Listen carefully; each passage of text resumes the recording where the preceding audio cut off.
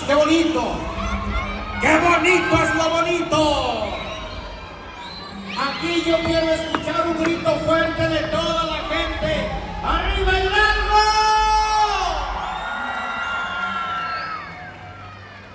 El estilo alegre está presente en este magnífico concurso de Papango. Nos faltan 2 parejas. El llamado fue para 5. Una vez más. Pareja número 6. Ahí está arriba. Ave María Purísima.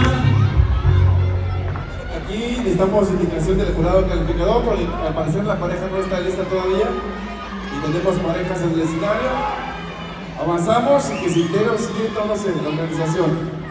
Bien, la pasamos a la pareja que baila, la pasamos al siguiente bloque. Bueno, déjenme les digo algo, el sistema está programado y es complicado armar, integrar a una persona en un siguiente bloque porque está sistematizado acá. Sí. ¿Ya viene? Ábrale paso, por favorcito. Ábrale paso porque esta pareja viene con toda la actitud, con toda la alegría para participar y para ganar en este segundo concurso nacional de Papango Huasteco. Una vez más la recomendación, por favor, todas las parejas deben de estar acá abajo, ya preparados para subir al llamado. Una vez más, pareja 6, 37, 54, 32 y 40. Gallitos Huastecos interpreta El Paseador.